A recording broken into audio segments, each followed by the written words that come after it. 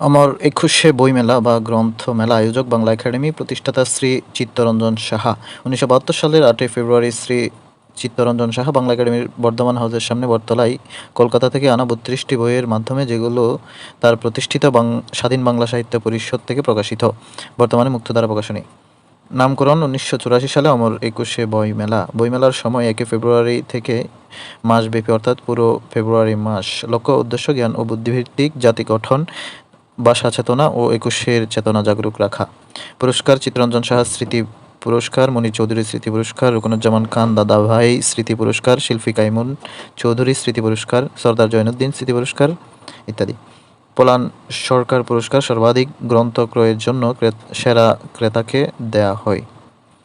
আন্তর্জাতিক মাতৃভাষা ইনস্টিটিউট অবস্থিত সেগুনবাগিচা, ঢাকা। ধরন: মাতৃভাষার চর্চা ও গবেষণার স্বায়ত্তশাসিত প্রতিষ্ঠান। প্রধান পৃষ্ঠপোষক: শিক্ষামন্ত্রী বা শিক্ষা উপদেষ্টা। ভিত্তিপ্রস্তর স্থাপন হয় 15ই মার্চ 2001 সালে। চালু হয় 2010 সালের 21শে ফেব্রুয়ারি। গুরুত্বপূর্ণ তথ্য: বাংলাদেশের বাইরে ভাষা আন্দোলন হয় কাছাড় জেলা, আসাম, ভারত।